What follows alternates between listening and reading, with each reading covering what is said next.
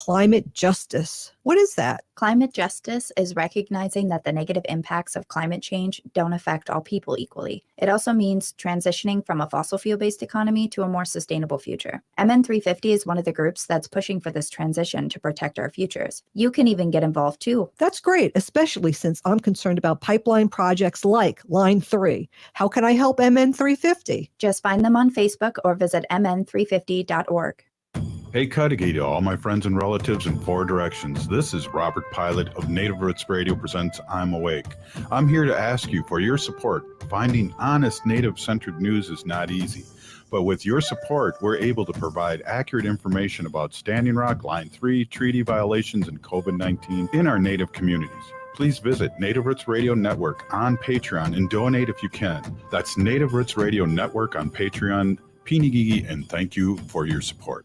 For too long, American Indian tribes have faced a competitive disadvantage when litigating against powerful forces. With its American Indian law and policy practice, Robbins Kaplan, LLP, seeks to redefine excellence for high-stakes litigation in Indian country. They have worked hand-in-hand with tribes to implement the Tribal Law and Order Act, fighting against diminishment of tribal lands and natural resources, and improving public safety on reservations. The Robbins Kaplan American Indian Law and Policy Practice serves tribes and individuals on commercial, government investigations, agency and tribal boundary disputes, as well as personal injury. Founded and led by former United States Attorneys Brendan Johnson and Tim Purdon, their American Indian Law and Policy Practice exists to bring justice to tribal clients whose claims in the past have been dismissed or ignored due to their underdog status. If you or your tribe are facing legal issues, contact robinskaplan.com or call toll-free at 1-800-553-9910.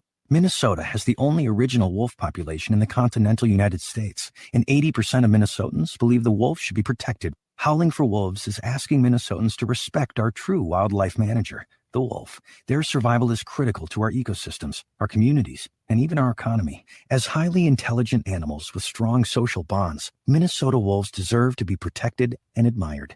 Learn more at howlingforwolves.org. Let's live and let howl. With your AM 950 weather, I'm Patrick Lulia. Cloudy tonight with a low of 6 above, then snow expected on Tuesday. We could see 1 to 3 inches possible and a high of 22. Are you tired of those holiday leftovers? Skip the ham and potatoes tonight and head to one of our Eat Local Minnesota restaurants. Find the list of Eat Local Minnesota restaurants at eatlocalminnesota.com.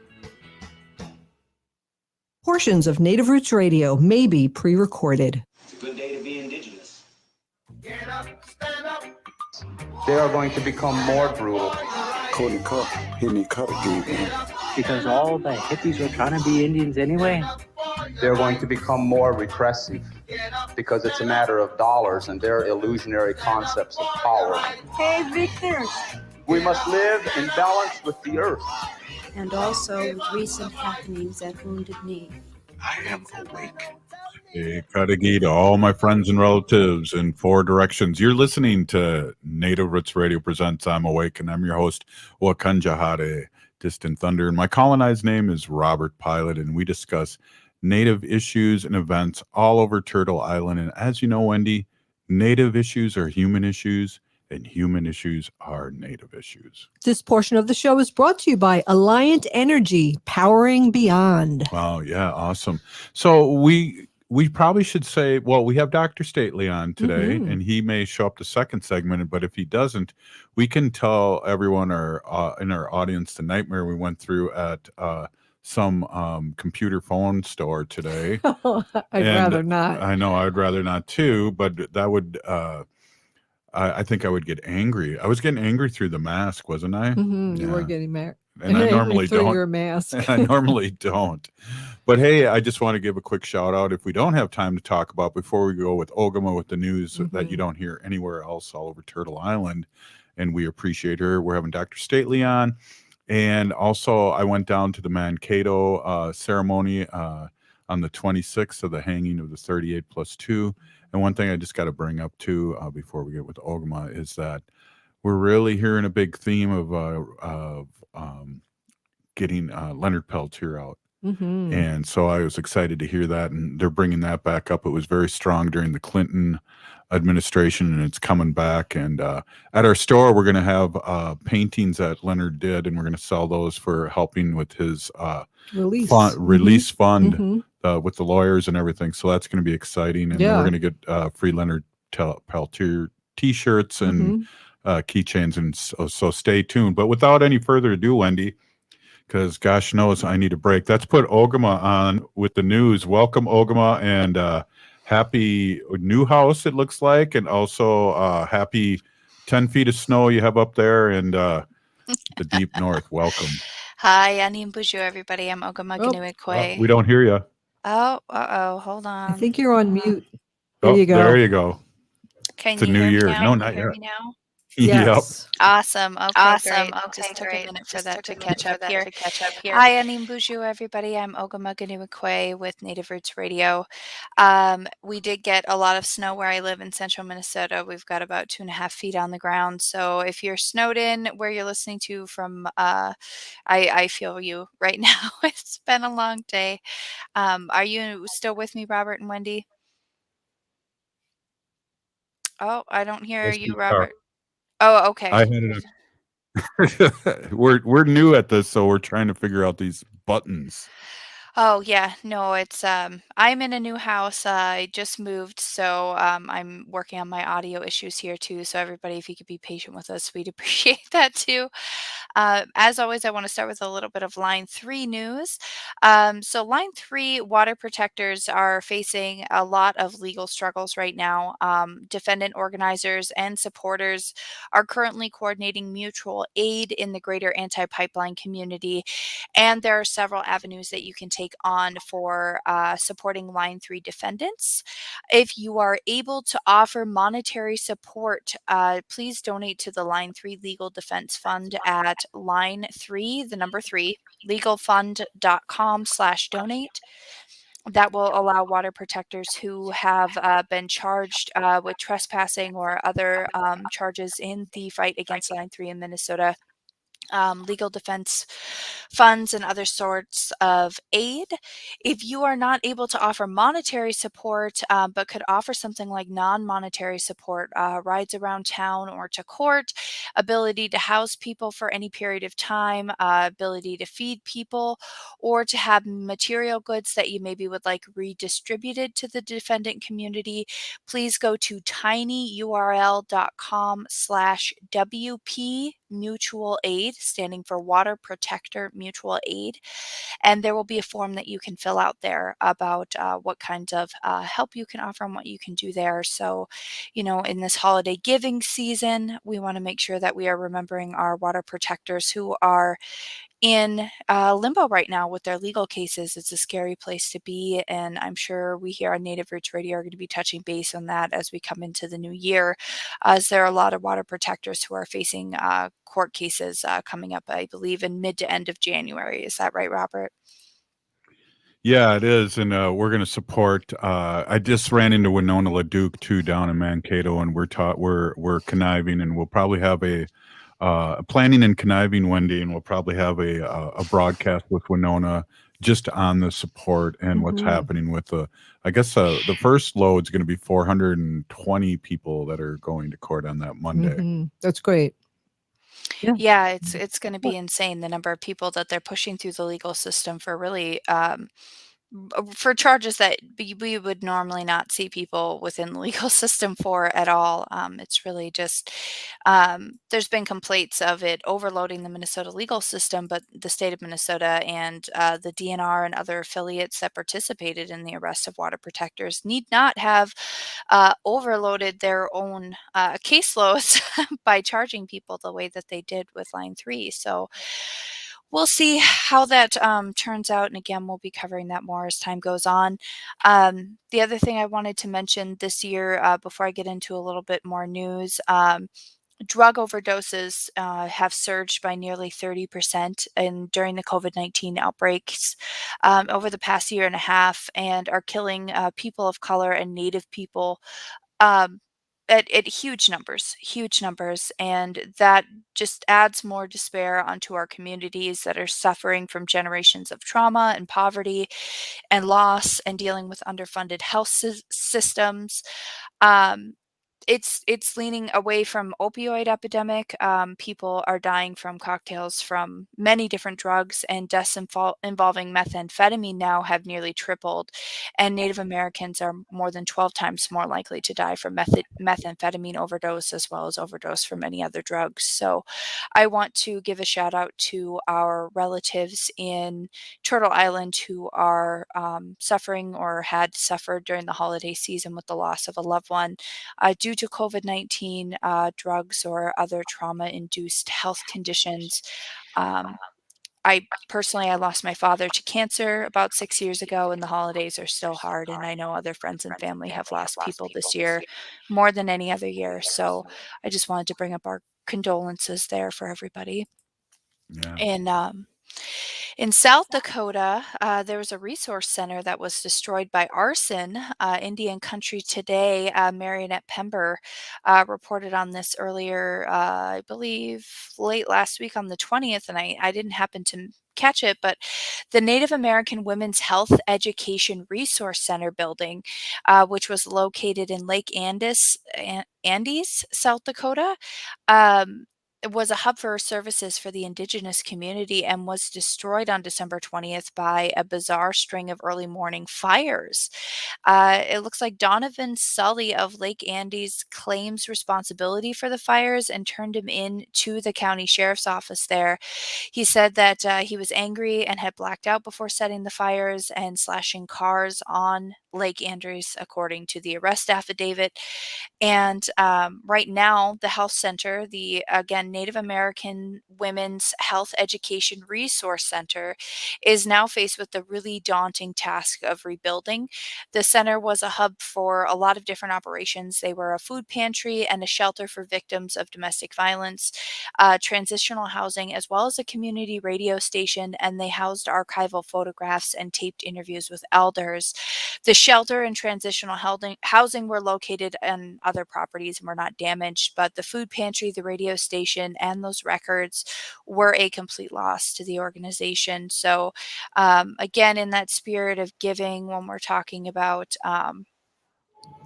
being able to help our relatives here in South Dakota, you can go to nativeshop.org, and the Native American Women's Health Education Resource Center comes up, and you could give them support online. On the note of Leonard Peltier, Robert, did you hear about Jim Thorpe and the committee coming up again to try to get him his gold medals back? Yeah, I heard it was. And hey, we got to take off, Ogama Pinigigi. We'll be right back. It's Native Roots Radio presents I'm Awake. Stay with us. If the statistics say that 1 in 3 Native women and 1 in 6 Native men have experienced sexual assault in their lifetime, it means our whole community is affected by sexual violence. 1 is too many. Don't stand by, stand up. Don't engage in acts of sexual violence, and shut down the dirty jokes, the gossip, the victim blaming and shaming. As a community, we can change the way we respond. Contact the Minnesota Indian Women's Sexual Assault Coalition to attend a workshop to learn more. Sponsored by the Minnesota Indian Women's Sexual Assault Coalition. Hey, Ogama, I've been hearing a lot about this term, climate justice. What is that? Climate justice is recognizing that the negative impacts of climate change don't affect all people equally. It also means transitioning from a fossil fuel-based economy to a more sustainable future. MN350 is one of the groups that's pushing for this transition to protect our futures. You can even get involved too. That's great, especially since I'm concerned about pipeline projects like Line 3. How can I help MN350? Just find them on Facebook or visit mn350.org. If you're hurting in your relationship or have been affected by sexual violence, you're not alone. Strong Hearts Native Helpline can help you through these difficult and uncertain times. Strong Hearts Helpline is a free 24/7 confidential domestic dating and sexual violence helpline for Native Americans. Help is available by calling 1-844-762-8483 or by clicking on the Chat Now icon on strongheartshelpline.org. This message is sponsored by the National Indigenous Women's Resource Center. What's the best vehicle for driving in Minnesota? That's easy. The RAV4 from Rudy Luther Toyota. I love this vehicle. Perfect for driving around the city, but also the best vehicle for tackling the Minnesota outdoors. The RAV4 fits all your stuff, whether it's your kids' sports gear or all the supplies for a trip to the cabin or ice house. And travel in style with the RAV4's refined, versatile interior and all the latest tech, matched with the tough, stylish exterior. And now they even have a hybrid version of the RAV4. The RAV4 is pure perfection. Test drive one today at Rudy Luther Toyota, 5 miles west of Minneapolis on 394. Hi, I'm Jane Fonda, and you're listening to Native Roots Radio. Hey, welcome back to Native Roots Radio Presents I'm Awake, and I'm your host, Wakanjahare. This portion of the show is brought to you by MN350, a grassroots organization fighting for climate justice. Dr. Stately probably will be coming on around 6:30 like he usually does. Yeah. We just tried to... He's at the hockey rink talking with his kids and getting it ready, so the timing probably wasn't right, but we'll make sure he's on 6:30. But I know Ogama's got a little more news, but I wanted to really touch base with the whole thing with the 38+2. I talked to Winona LaDuke down there, and Mary Kunesh, our state senator here, spoke beautifully about... No, I didn't say speak. The dog needs a chill. Okay, spoke beautifully on the 38+2, and there was about 500-600 people there, and it was chilly, and the runners came in around 10. Wendy, it was a beautiful sight. The horse people were there, and that was Winona, and she had ridden the horse from South Dakota. I don't know if she did the whole trek. I didn't ask her, but They usually do like a relay kind of thing. Yeah, but the runners ran from Fort Snelling on Christmas night all the way down there, and there was no they ran straight through. Wow, that's crazy. Yeah. Good for them. Really. What a great cause, and just bringing awareness about something that people need to kind of just learn about a little bit. But yeah, and we really I said this really quick. We really are making a big push here on Native Roots Radio to free Leonard Peltier. Yeah, a couple of people in the chat are asking about Leonard Peltier. Robert, can you explain to them maybe like why he's in jail? And well, there was in matter of fact, I have this book. If you ever really want to know the inside, it's called The Spirit of Crazy Horse, and it's by Peter Matheson. And I'll just read the first part of it here. On a hot June morning in 1975, a desperate shootout between the FBI agents against Native Americans near Wounded Knee, South Dakota, left an Indian and 2 federal agents dead. 4 members of AIM, the American Indian Movement, were indicted on murder charges, and one, Leonard Peltier, was convicted and now serving consecutive life sentence in the federal penitentiary.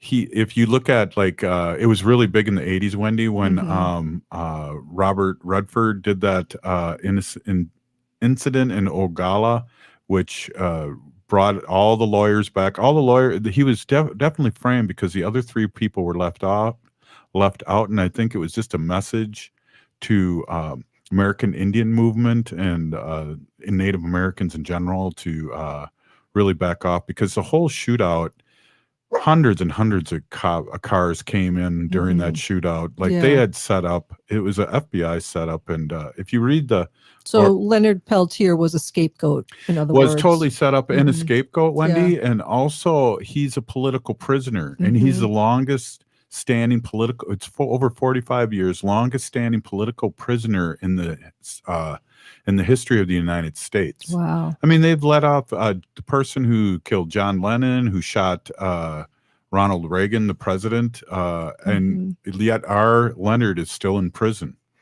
And he's going in and out of solidarity. He's old. Solitary confinement. Right, and he's old and he's sickly too. His health is not very well. Right. And so there's a lot of strange stuff, but we're going to have more guests, and we're going to have people that are talking to Leonard, and we're going to try and get Leonard on a tape recorded interview. We're going to really just make this year a big push to, as you say at the end of the show, free Leonard Peltier. He's the longest political prisoner in the history of the United States. That's crazy. Yeah, and FBI set him up. And if you read this book, And I've reread it, Wendy, and I also Mm-hmm. have the 23 hours audio because I do a lot of driving and I listen to it. Mm-hmm. They tie in the murder of uh, Ollie Mae too, as a setup too, and Mm-hmm. it's really it makes me angry. And this Mm-hmm. book was written in like 1984. Mm-hmm. In the Spirit of Crazy Horse, Yep, Peter Matheson. yep. Yep. What's it? Well, The story? the story of Leonard Peltier and the FBI's war on the American Indian movement. Exactly. So I know, Ogama, you have a little more news, which is always great, and because I want to kick back here and relax a little bit and not work as hard. So, Ogama, with some more news before we get to Dr. Stately. Yeah. Sure, absolutely. I'm Ogamaganua again. I'm from the Red Lake Nation, northern Minnesota, and I have some news for you on Native Roots Radio. Unfortunately, this past week, over the December 25th holiday, the New Brunswick-born Indigenous writer and actor Candy Palmater passed away suddenly at home. Candy was on, I believe, Trailer Park Boys, The Social. She had the Candy Show online, her own radio show as well. And it looks like she died suddenly at home. And a lot of those in the American Indian and First Nations communities in Canada um, are really grieving the loss. She described herself once as a gay, native, recovered lawyer turned feminist comic who was raised by bikers in the wilds of northern New Brunswick. She lived in Halifax for about 30 years, where she studied law, worked as a lawyer, and worked for the Nova Scotian government. And actually recently had just finished writing an autobiography that was set to be published in the new year, and then passed suddenly on Christmas Day. So there's a lot of grief in the American Indian community for film and video and radio right now that Candy is no longer with us. It's deeply sorrowful. Robert, are you familiar with any of her roles? Yeah, and it's funny, they did some comedy stuff, Ogama and Wendy. They did some comedy stuff when COVID first hit. I remember there was a whole bunch of comedians on, and she was on that too. So it's sad, and it's like we all have to put some tobacco out. It's And very sad. How old of a woman was she? she's 49, Wow. 53. Oh my God, 53. that's Yeah, young. yeah. 53, very young. And then she'd been ill for a few weeks and was recently discharged from the hospital. I did run a search on, the internet, and it said that she had been diagnosed with a very rare disease, something to do with cells being mutated in such a way that they have a hard time um, controlling the disease, and she passed suddenly at home, likely from complications related to that. So Wow. also unfortunate for that as well. Very sad. hmm Yeah, so that was my little bit of extra news I had for everybody today. Robert, I just want to point out too, when you're talking about the Dakota 38 plus 2, over the weekend, Native Roots Radio aired the names of the Dakota 38 plus 2, those that were executed the day after Christmas in that mass execution. And I got a chance to listen to that recording over the weekend, and it's incredibly powerful. And I believe they do the same thing in the in-person event in near Fort Snelling in the Twin Cities. Is that right? Well, I know they did down in Mankato. I think the names are brought up, but I think if I remember right, Jerry Dearly, our elder here in the Twin Cities, who we see everywhere, and I worked in Indian Ed with him years ago, or he worked in Indian Ed, and I worked with him at high school. He said both the English name or the translation too, didn't he? He said the name and the translation of what the name meant. Yes. Yep. He Yes. did. He gave the traditional Dakota name that they were given and the translation for it. So, um, some of the people were simply they weren't even listed by a name. They were listed as basically a nickname that would have been given, is my understanding. Some were just listed as oldest son, or middle child, or those kinds of names as well. So, I mean, the government took the time to execute these people, but did not take the time to even make sure that their name was correct, which just hurts my heart even more. Yeah, exactly. And there was a speaker there too that brought up the whole, we need to get Leonard out. And we have Ruth Buffalo on, and we talked to Mary when she stopped by to get her resist jacket, Wendy, and how a lot of the politicians signed a letter, proclamation, and made it, or a resolution, thank and they you. sent it to the United States to President Biden to get Leonard Peltier out, and why they should. And yeah, And hopefully we can get this pushed out again and really we thought for sure that he was going to be out during the Clinton administration, and then there was a lot of rumors about what the FBI said to Clinton about that, and he didn't do it. And we were hoping Obama would too, but we were also hoping Obama would have shut down Standing Rock a lot quicker than he did. We had to have all these 10,000 former military people come in there loaded with bear and ready to go fighting Morton County sheriffs, Wendy, before Obama did anything. That's right. And Obama as vice president is now president, so we need to really put the pressure on. We have more people now that are in his cabinet that can talk to him, Wendy. Right. And talk some sense into him, because what is this guy going to do? He may rally us up. He may be our political prisoner out, but he'll fire us up. But we're here. We're peaceful protesters. We're water protectors. We're not going to burn the place down because Leonard is finally released. But hey, next, Peony Gigi for more of that news, Ogma. Next, we're going to have Dr. Stately. Wendy, have your fingers crossed. Dr. Stately at the skating rink. That'll be interesting. We'll be right back. You're listening to Native Roots Radio Presents I'm Awake.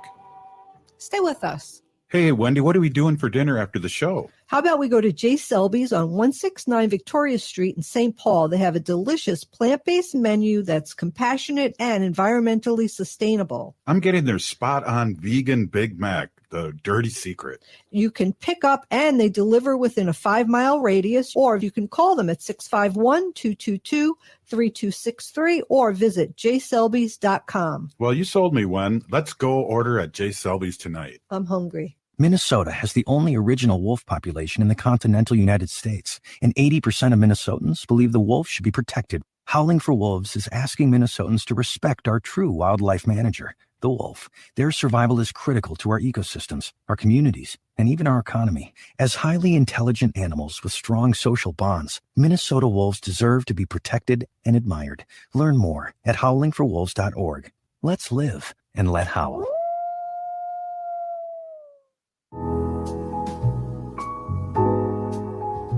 It's not the younger people who are getting sick, and that's what people are so hesitant about getting the vaccine, because they think to themselves, well, I'm not really going to die. However, right now, they are the ones who are transmitting the virus to other people, and we need to make sure we're vaccinating as many people as possible. This message was brought to you by McGizzy Communications and Minnesota Department of Health. For too long, American Indian tribes have faced a competitive disadvantage when litigating against powerful forces. With its American Indian law and policy practice, Robbins Kaplan, LLP, seeks to redefine excellence for high-stakes litigation in Indian country. They have worked hand in hand with tribes to implement the Tribal Law and Order Act, fighting against diminishment of tribal lands and natural resources, and improving public safety on reservations. The Robbins Kaplan American Indian Law and Policy Practice serves tribes and individuals on commercial, government investigations, agency and tribal boundary disputes, as well as personal injury. Founded and led by former United States Attorneys Brendan Johnson and Tim Purdon, their American Indian law and policy practice exists to bring justice to tribal clients whose claims in the past have been dismissed or ignored due to their underdog status. If you or your tribe are facing legal issues, contact robinskaplan.com or call toll-free at 1-800-553-9910. Victor's 1959 Cafe on Grand Avenue is a little piece of Cuba right in South Minneapolis. All of your Cuban favorites are there, like the mango pancakes, sandwich cubano, eggs Havana, Cuban pork barbecue sandwich, and more. Victor's has their dining room open for seating with no reservations required. Plus, they still do takeout and delivery. So have a taste of authentic Cuban cuisine at Victor's 1959 Cafe, located off of 38th and Grand in South Minneapolis. More at victors1959cafe.com. Hello, Minneapolis. Make sense, make progress, make a date, make an appointment with me. Weeknights from 10 to midnight here on AM 950. Hey, it's Tom. Utility costs are rising every year, and it's unnecessarily costing you money. But it doesn't have to be that way with a new system from All Energy Solar.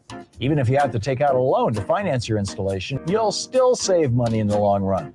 The loan payment will likely be less than what you would pay for electricity every month. And it's a locked-in price that won't change. So start saving and make the switch to All Energy Solar. Book your appointment today at allenergysolar.com. With your AM 950 weather, I'm Patrick Lulia. Cloudy tonight with a low of 6 above, then snow expected on Tuesday. We could see 1 to 3 inches possible and a high of 22. Are you tired of those holiday leftovers? Skip the ham and potatoes tonight and head to one of our Eat Local Minnesota restaurants. Find the list of Eat Local Minnesota restaurants at eatlocalminnesota.com.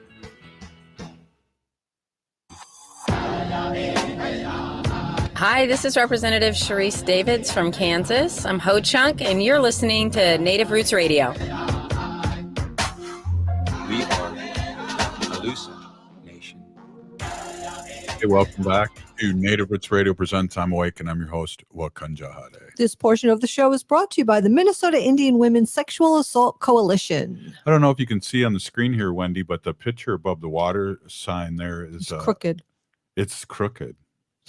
Besides it being crooked, not Ogama. Not you, Ogama. That's Leonard Peltier painted that picture up there above the water protectors. Really? Yeah. And so we're gonna have like 10 of his paintings, prints. Wow, he's an in artist. our store. I didn't know that. Yeah. Yeah. And so we're gonna be doing that and selling those at our store and probably having a rally and things like that too. We're gonna scare some people in Dayton's. No, I'm just kidding. But hey, we're about to have one 4-year anniversary and 1-year anniversary of being on 5 days a week. And we want to give a shout out to Chicago, Madison, the Twin Cities, and soon Milwaukee, and all over Turtle Island on Spotify, iTunes, and all those YouTube. Yep, Facebook. All those people that listen in and support us. We get energy from you, but we also, since we've gone 5 days a week, we used to have a 2-hour show. We'd have these kick butt people on for 2 hours, different guests, and now we spread it across 5 days a week. And I would say one of the top 5 guests that we have is on right now, Dr. Stately. And Dr. Stately is the CEO of the Native American Community Clinic here in the Twin Cities in Minneapolis, and he's a hockey dad. And he has a PhD in child psychology, so he's really, really smart. That's right. Welcome, Dr. Stately. Oh, thank you. That's a very kind and generous introduction there. Top I 5. appreciate it. Yeah, thank you. Well, but still in the end, I'm just a hockey dad, and that's really my most noteworthy accomplishment, because I didn't know anything about hockey before my kids ever skated. So I had to learn. I had to do a lot of learning in a couple of years. Yeah. Well, I was a skater when Henry Boucher was played for the Saints and the North Stars, and everyone told me, because I wore a sweatband and I had long hair, that I looked like him, and I don't know if that's a compliment or not. So we're gonna move on. So what's happening? I hope everybody had a wonderful Merry Christmas or a Happy Holiday if you celebrate and you participate in that particular holiday, and are getting ready for a new year, new gear, as they call it or say it. But hopefully, we're moving into our third year of this pandemic, and things are heating up with the Omicron variant, and things are getting pretty dicey in some places and spaces. And hopefully, people. I know it's been a challenge. It has absolutely been a psychological and physical and spiritual challenge to sort of bear the weight of this pandemic. But we're strong and resilient people, and we can do this. Yeah. Well, Wendy and I were trying to do some business with this evil phone and Macintosh kind of store, and we were at a mall in Roseville called Rosedale. Mm-hmm. I was wearing a mask. Well, many people, more people were not wearing masks than wearing masks. But this particular store we went into mandates masks, and they were handing them out for people who wanted to walk in to put them on. So it just kind of surprises me that, people are just out and about like business as usual, and they're not wearing any masks. After, maybe they don't read the news, maybe they don't listen to the news, maybe they don't know how many people are really sick or know the cases and the numbers, the daily, cases of COVID. Maybe they just don't know, It's it's disturbing. I mean, I had that same experience. I remember, like a typical hockey dad, I waited to the last moment to go shopping last week, and the last 3 or 4 days before Christmas, and I was in like very busy stores, and there were lots of people that were not wearing masks, and they were like, in some places they were shoulder to shoulder deep in those stores, not wearing masks, and just I know that I wore my mask, and I had some people kind of look at me like, "What's that thing on your face?" Right? And I was like, the way I think about that, and the way I sort of make sense of that for myself as a psychologist is that I do think that a lot of it has to do with just the burden, the psychological burden of having to sort of do this thing, and being in the middle of this pandemic that has taken so many things from us, right? It's taken actual people that we love from us. It's taken lots of liberty and freedoms from us. It's taken it's taken a lot from us as individuals and as humans and as communities and a nation, and actually as a global family, right? And every one of us is in the same boat, right? So that's something important to try to remember, I think, when I encourage people to remember that. But I also think that part of it is that there's America has, the United States specifically, not just America, but because I always forget, America's a couple of continents here, but the United States specifically has a deeply embedded sort of value of individualism, right? Rugged individualism, right? And a lot of that sometimes comes through in individual behaviors, and then trickles down into policy and all kinds of other things. But that is the nature of the West, which is nothing and no one matters more than my specific needs and my well-being and a few other things. And that's diametrically opposed to how we think and behave as Indigenous people. That's directly diametrically opposed to the original instructions that Creator gave us before we came to this Turtle Island, right? And so trying to remind each other about that, and do everything we can to protect our families and ourselves and our community, and the most precious gifts we have, which are elders and kids. Lots of kids can't get vaccinated. Lots of elders can't get vaccinated. And lots of people who are very, very ill can't get vaccinated. So the easiest way to protect them, even if you have been fortunate to get the vaccine, is to wear your mask in the presence of other people, especially people that you don't know, that you have no relationship directly to, and you don't know whether or not you can pass the virus on to them or not. Well, my dad used to tell me when I would kind of go off the rails as kind of a unique person. I always told him I was really unique, and he would say, "You're unique, just like everybody else." It's like, oh, well, yeah. But hey, I wore a mask all through this heck we went through with the phone and everything today, and I didn't have really a problem. I'm used to the mask, and I know a lot of young people are. That we deal with. And Wendy and I were talking about when before there was a vaccine, we were exposed to COVID, but the saving grace was Wendy was wearing a mask. Yeah. Yeah. Well, there's all kinds of really good reasons to wear your mask. I think the other thing that I think is really important is like there's the reality that you can actually pass the virus on to other people that are vulnerable. There's also and that's important because I know there's this rich debate going on across the country and even across the globe in some different areas about sort of the virulence and also the sort of like the quote unquote deadliness of Omicron. Some folks think they hear the words, well, we don't know yet. And they hear that as being, giving permission to sort of act as if. And I think the thing is that we don't really have solid evidence yet that just how deadly it is. But the fact that it is 40 times more infectious is a really big deal. And that's a big deal because lots more people getting sick, even mildly to moderately sick, is still impactful to our healthcare system.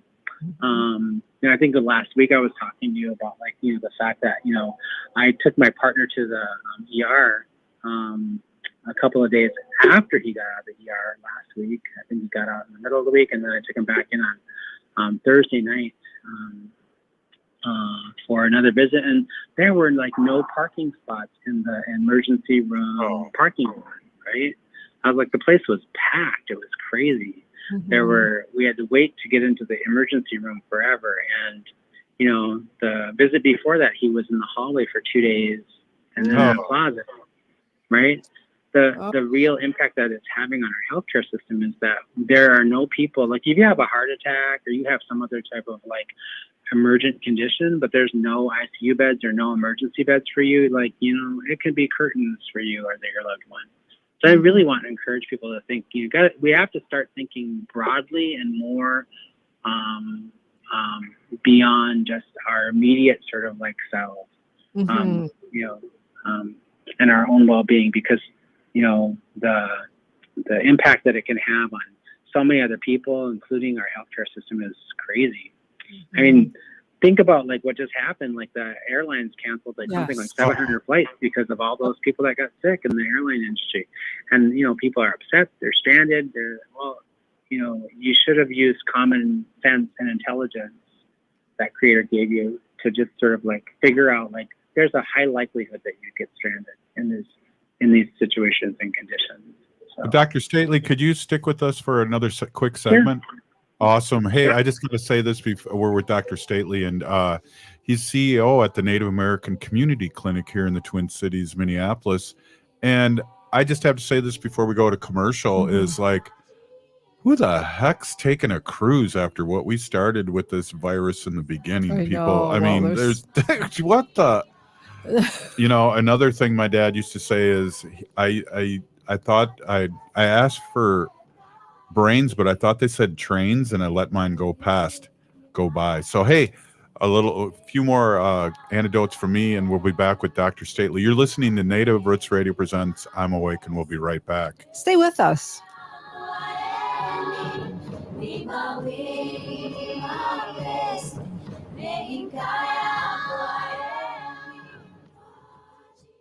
Hey, Cudahy to all my friends and relatives in four directions. This is Robert Pilot of Native Roots Radio presents I'm Awake.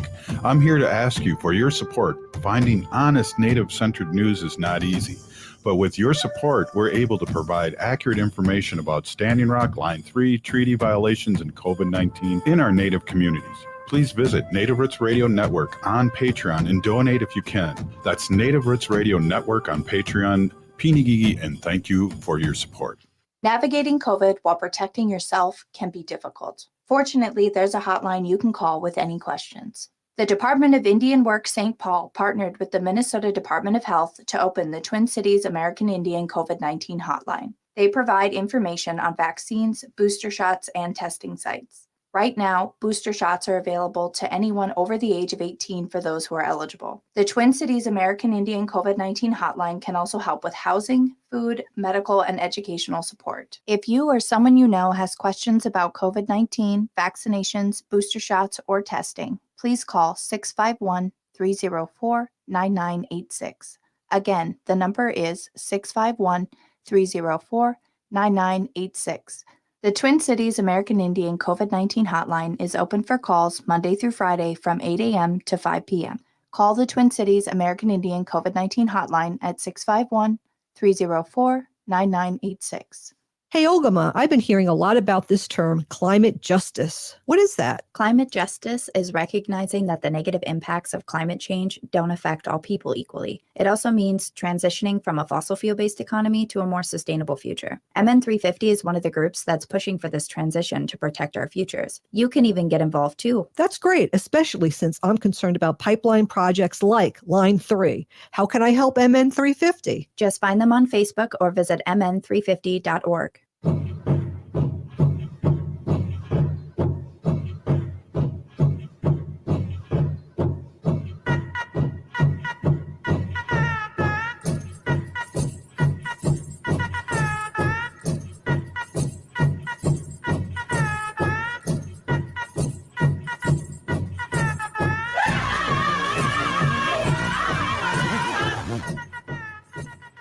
Hey, welcome back to Native Roots Radio presents I'm Awake, and I'm your host, Wakanjahade. This portion of the show is brought to you by Howling for Wolves, protecting wolves for future generations. Good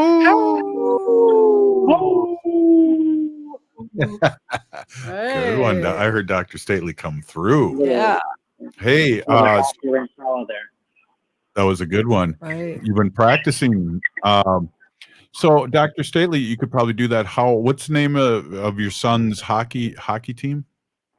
They are the Prior Lake Bantam B1 gold team. Cool. What was the last part?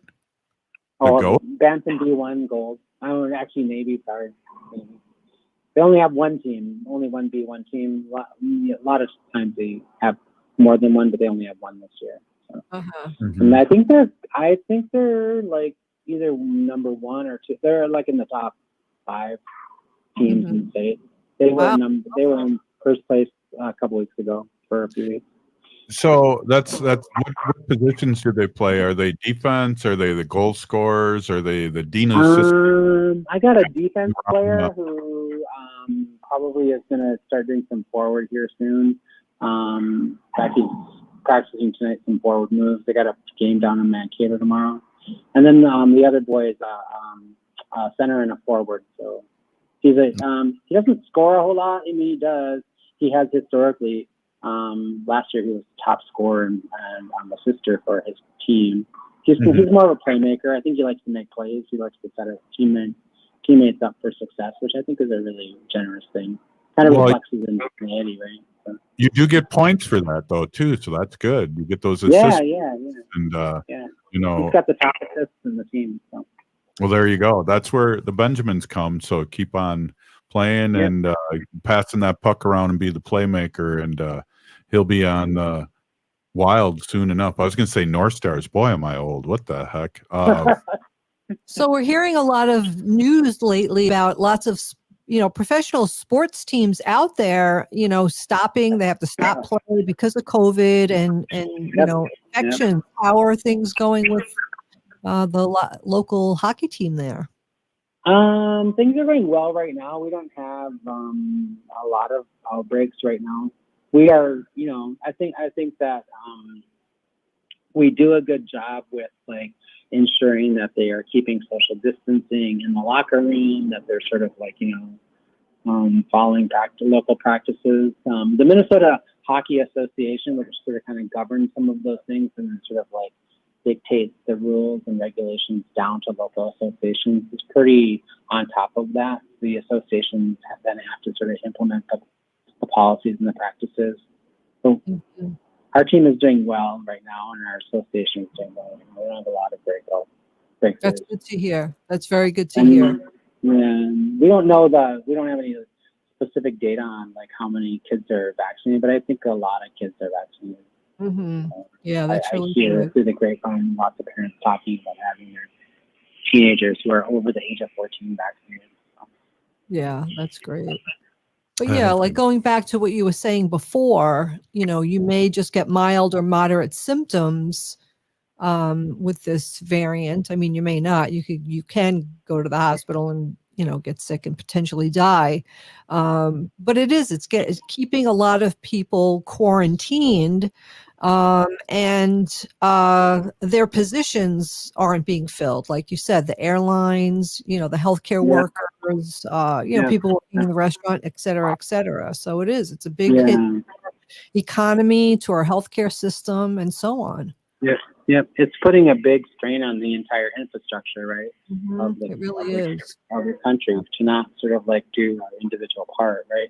And I think one of the things that it sort of like gives an opportunity for us to say is like, or sort of really illustrate is like, it really does come down to like, as much as we as Americans and United States citizens really as a country sort of embrace this individualism, like the reality of it is we don't, like, this is the one thing the pandemic has taught us is like there is really no such thing as a separation between me and you when it sort of comes to some situations and conditions like this one.